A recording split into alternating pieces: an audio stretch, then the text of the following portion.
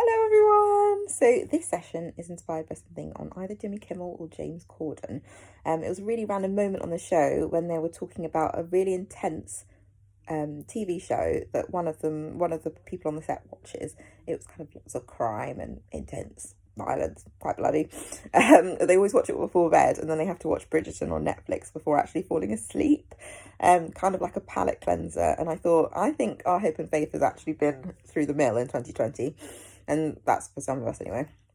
And with all the drama and the danger and the anger and Capitol Hill, if you've seen stuff in the news, it almost feels a little bit apocalyptic because you've got people in Viking helmets kind of trying to overturn democracy and all sorts of stuff happening. So this session is going to be a bit of a hope reset, really, and will hopefully flush out some of your hopelessness. So I hope you're ready. I'm going to go through 6 reasons to hope. I always say 5 and usually say 6. I'm just going to be upfront. It's 6 points, but they're quite quick.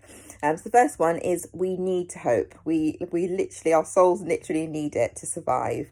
It says in the Bible that hope deferred makes the heart sick, but desire fulfilled is a tree of life.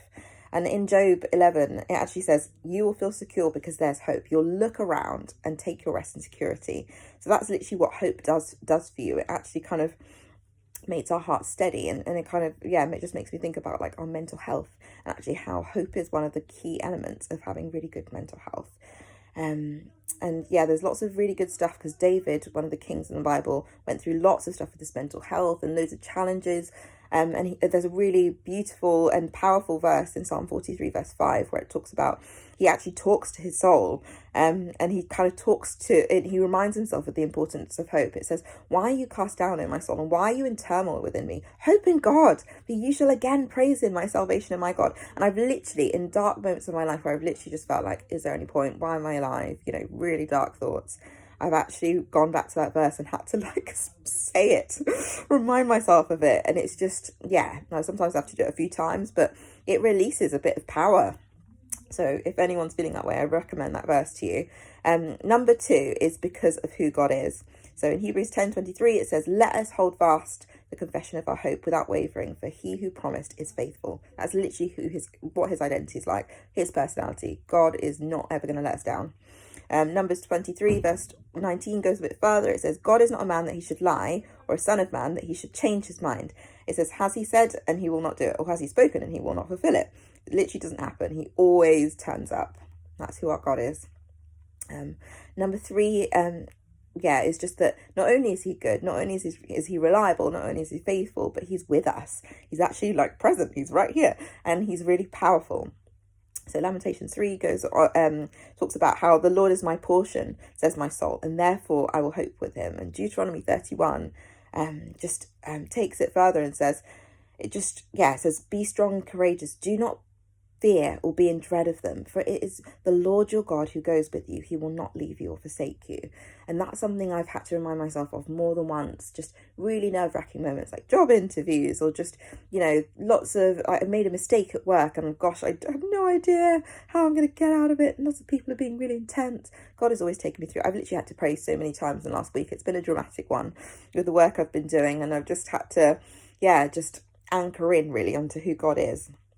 And he's been my only hope. Essentially, I'm like, God, I'm clinging to you. I'm literally a clinger right now. No other way without you.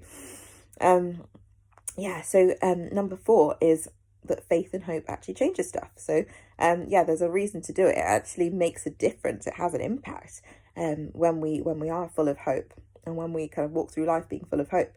In Mark 9 verse 23, Jesus says to them, all things are possible for one who believes. So that's kind of big, but it's true.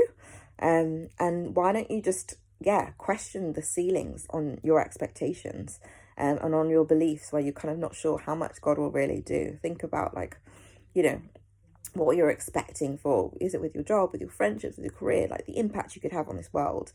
All things are possible. All things are possible. Number 5 is God loves it when we hope in him. And I think that that's a really important one, because I don't know whether we always think enough about what pleases God, what actually makes him happy, because he is literally the center of our lives. And we should be kind of paying attention to what kind of makes him smile, because we're in this relationship with him, right?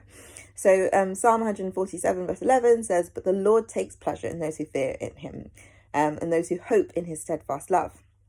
Psalm 33 says, "Behold, the eye of the Lord is on those who fear him, or on those who hope in his steadfast love." So it basically says that actually it just makes him really happy.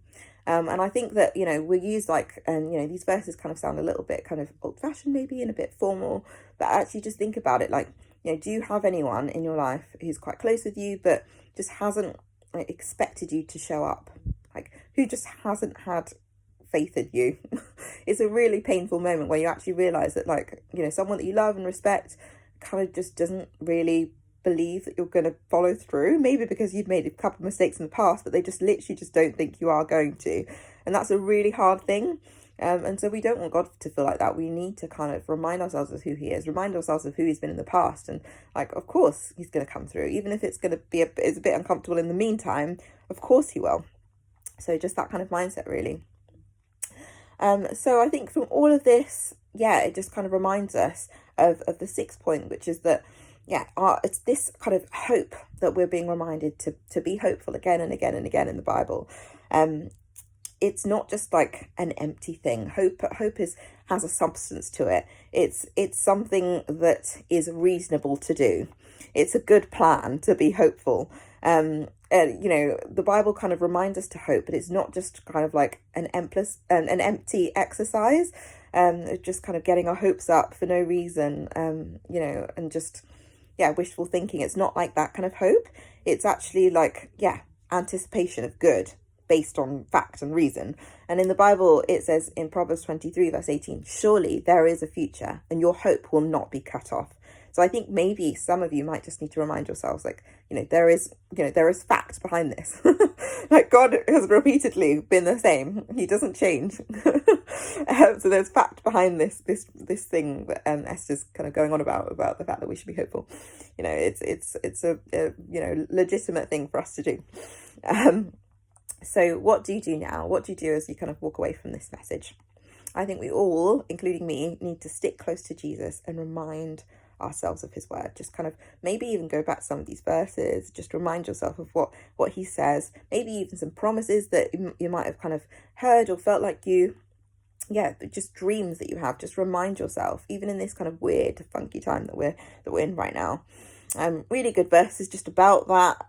Micah 7 verse 7, "But as for me, I will look to the Lord. I will wait for the Lord, the God of my salvation. My God will hear me."